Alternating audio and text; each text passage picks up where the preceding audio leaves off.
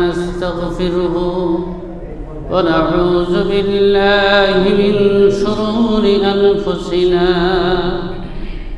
ومن سيئات أعمالنا من يهد الله فلا مضل له ومن يضلله فلا هادي له ونشهد أن لا إله إلا الله وحده لا شريك له وأشهد أن محمدًا عبده ورسوله أعوذ بالله من الشيطان الرجيم بسم الله الرحمن الرحيم إن الله وملائكته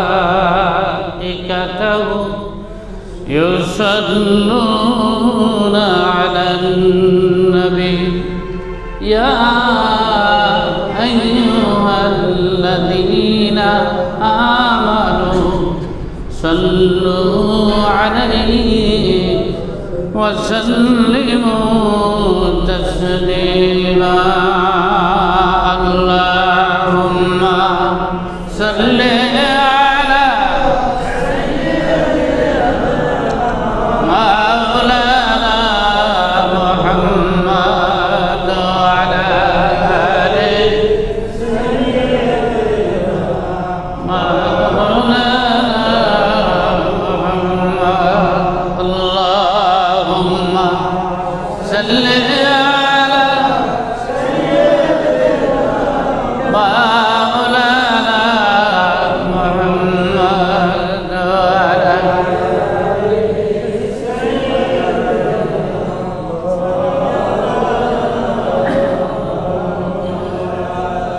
শ্রেষ্ঠতম রাসূল হয়ে এলে তুমি ধরা তলে তাই তো ইহুদিরা করেছে দুশ্মনী কালিমার দাওয়াত দিয়েছ বলে আল্লাহুম্মা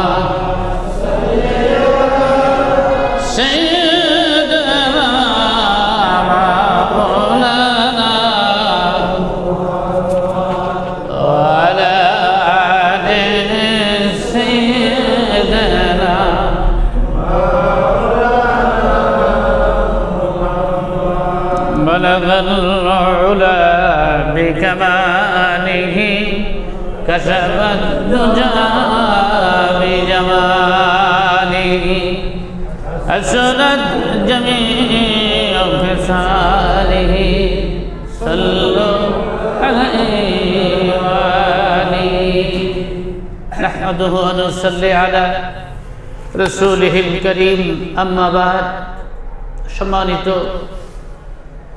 মোতাওয়াল্লি সাহেব, সম্মানিত মুসল্লিয়ান কিরাম, আল্লাহ পাকের দরবারে আলিশানে লাখো কোটি শুকর, যিনি আমাদেরকে পৃথিবীর শ্রেষ্ঠতম নবী, সমস্ত নবীদের নবী, আখিরি নবী মুহাম্মদুর রাসূলুল্লাহ সাল্লাল্লাহু আলাইহি ওয়াসাল্লামের উম্মত হিসাবে যিনি আমাদেরকে কবুল করেছেন, সেই মহামনিবের দরবারে শুকর গুজার করছি আলহামদুলিল্লাহ।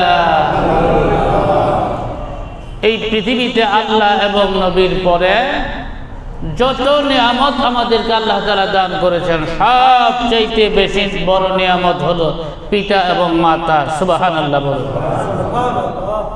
মা বাবার চাইতে আল্লাহ এবং রাসূলের পরে আর এর চেয়ে বড় কোনো নিয়ামত পৃথিবীতে, কারণ নবীজি বলেছেন আল জান্নাতু তাহতা আকদামিল উম্মাহাত, মায়ের পায়ের নিচে সন্তানের জান্নাত। সুবহানাল্লাহ। এই কথা দ্বারা এই বোঝা যায়, মা যদি সন্তানের প্রতি সন্তুষ্ট থাকে, ওই সন্তানের জন্য জান্নাতে যাওয়া সহজ হয়। সুবহানাল্লাহ। বাবা যদি সন্তুষ্ট থাকে ওই সন্তানের জন্য জান্নাত লাভ করা সম্ভব হবে। সুবহানাল্লাহ। এই পৃথিবীতে আল্লাহ তাআলা যত নবী তৈরি করেছেন সমস্ত নবীদের সর্দার তিনি বলেছেন মার দিকে বাবার দিকে মায়ার নজরে তাকাইলে কবুল হজের সব আমল নামায় উঠে যায়। একবার এখন হজ করতে অনেক টাকার প্রয়োজন হয়, হজ করতে 6-7 লাখ 8 লাখ টাকা চলে যায় হজ করতে। তারপরে হজ কবুল হবে কি হবে না কোনো গ্যারান্টি কেউ বলতে পারবে না যে আমার হজ কবুল হবে, আমার হজ কবুল হয়েছে, এটা কেউ বলতে পারবে না। কিন্তু নবীজি বলেছেন মায়ার নজরে বাবার দিকে তাকাইলে মার দিকে তাকাইলে কবুল হজের সব আমল নামায় উঠে যায়। এইটার গ্যারান্টি আছে। গ্যারান্টার হচ্ছে মুহাম্মদুর রাসূলুল্লাহ সাল্লাল্লাহু আলাইহি ওয়াসাল্লাম, নবীজি গ্যারান্টার। সুবহানাল্লাহ। তাহলে পৃথিবীতে সবচাইতে আপন হলো মা এবং আমাদের সমাজে, পরিবারে, রাষ্ট্রে যত সব সমস্যা পিতা মাতার অবাধ্য থাকার কারণে। ঠিক বলছি না ভাই? ঠিক বলছি। যার নবীজি বলেছেন যার মা বাবা দুইজন বেঁচে আছে তার জন্য বেহেশতের সবগুলো দরজা খোলা। নবীজি আরো বলেছেন মা নাই বাবা আছে একজন বেঁচে আছে, নবীজি বলেছেন তারপরেও তার জন্য বেহেশতের দরজা খোলা।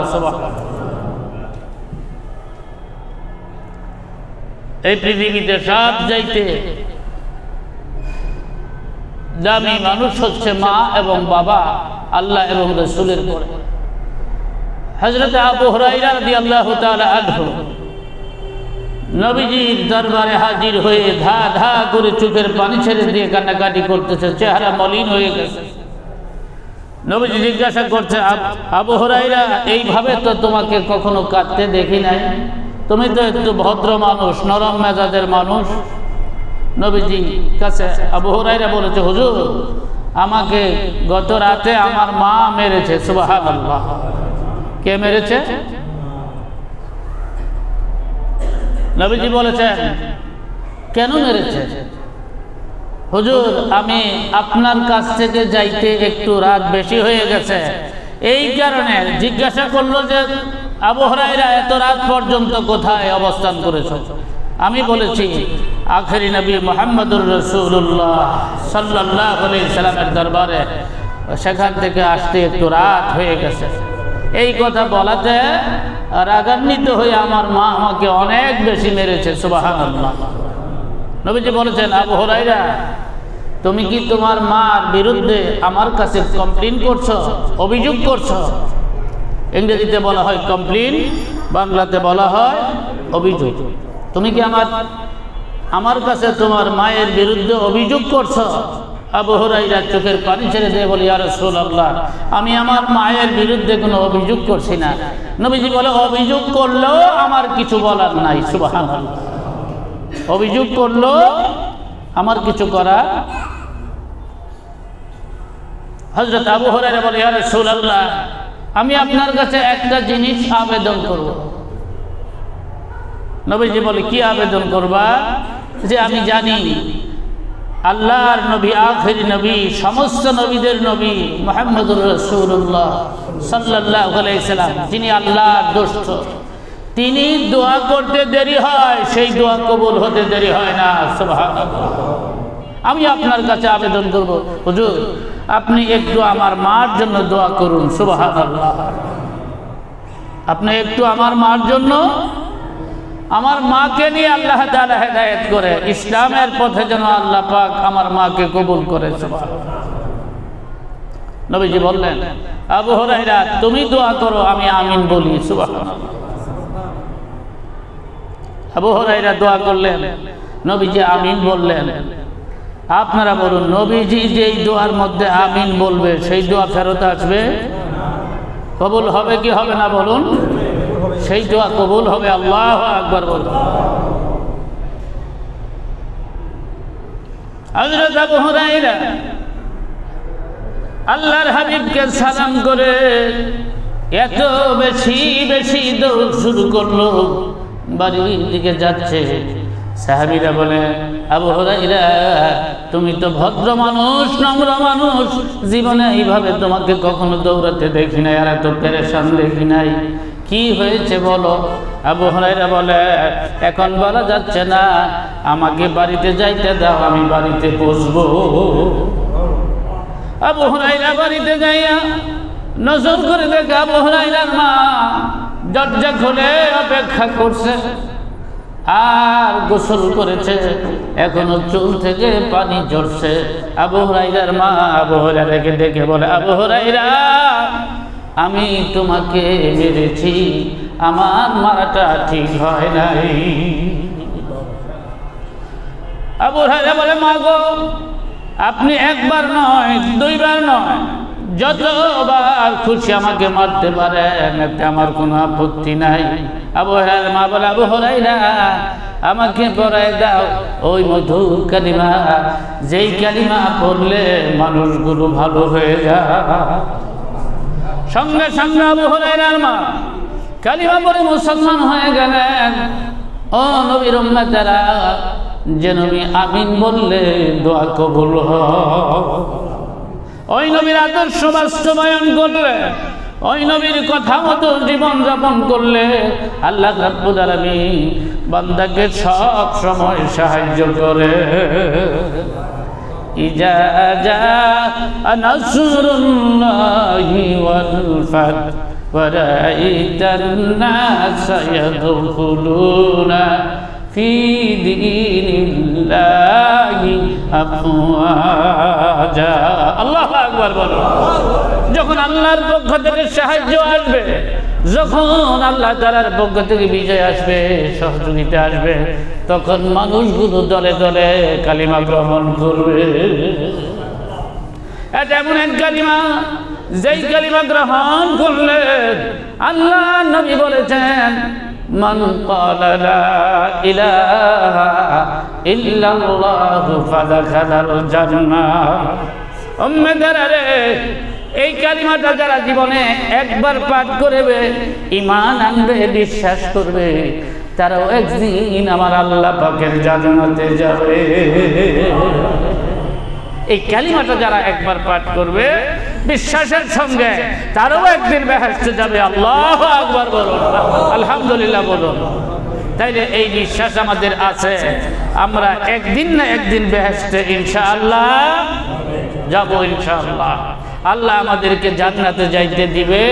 এটা কে বলেছেন? মুহাম্মদুর রাসূলুল্লাহ সাল্লাল্লাহু আলাইহি নবীজি বলেছেন, মান ক্বালা লা ইলাহা ইল্লাল্লাহু ফাদাখালাল জান্নাহ। যারা এই কালিমাটা পাঠ করেছে বিশ্বাসের সঙ্গে, ঈমানের সঙ্গে, তারাও একদিন বেহেশতে যাবে। আল্লাহু আকবার। তবে যদি জেল খাটতে হয়, জাহান্নামে যাইতে হয়, তাহলে কষ্ট পাইতে হবে। এই জন্য কষ্ট পাওয়ার থেকে যদি মুক্তি পেতে চাই, তাহলে আমাদেরকে বেশি বেশি করে তওবা করতে হবে। কি করতে হবে? বেশি বেশি করে তওবা করতে হবে, বেশি বেশি করে ইস্তিগফার করতে হবে, বেশি বেশি করে আল্লাহর কাছে অনুতপ্ত হতে হবে। আমরা যদি আল্লাহর কাছে বেশি বেশি তওবা করি, অনুতপ্ত হই, গুনাহ মাফ চাই, আল্লাহকে সবচেয়ে বড় বলে ডাকি, তাহলে আল্লাহ তাআলা আমাদেরকে মাফ করে দেবেন। তিনি এমন এক মাহবুব, যিনি আমাদের মতো কোটি কোটি গুনাহগার এক মুহূর্তে মাফ করে দিতে পারেন। তিনি এমন এক আল্লাহ, এমন এক স্রষ্টা, এমন এক মাবুদ, যিনি সবাইরে মাফ করে দিল, কারো কাছে জিজ্ঞাসা করার দরকার। এই পৃথিবীতে যত সৃষ্টি আছে, সব সৃষ্টিরা আল্লাহকে সেজদা দেয়। সুবহানাল্লাহ। দুনিয়াতে যত সৃষ্টি আছে, সমস্ত সৃষ্টি আল্লাহর ইবাদত করে। পশু পাখি, জীব জন্তু, এমনকি বিষাক্ত সাপ, সেও আল্লাহর জিকির করে। সুবহানাল্লাহ। আল্লাহকে স্মরণ করি শুধু কম আমরা। কারা? আমরা স্মরণ বেশি করা দরকার, আমরা স্মরণ করি কম। আমরা একবার স্মরণ করলে আল্লাহ আমাদের 10 বার স্মরণ করে। সুবহানাল্লাহ। তাহলে এর চাইতে বড় বন্ধু, এর চাইতে বড় আপন পৃথিবীতে আর কে আছে? আল্লাহকে একবার স্মরণ করলে আল্লাহ কমপক্ষে 10 বার আমাদেরকে ডাকে সাড়া দেয়। সুবহানাল্লাহ। রাত 12টায় ডাক দেন একবার, আল্লাহ আপনার ডাকে 10 বার সাড়া দিবে। সুবহানাল্লাহ। রাত 2টায় ডাক দেন, সবাই ঘুমাচ্ছে, একজন ঘুমায় না, তিনি হলেন, তিনি যে ঘুমায় না এটা কে বলেছেন? তিনি নিজেই বলেছেন, লা তাখুযুহু সিনাতু ওয়ালা নাওম। আল্লাহু আকবার বলুন।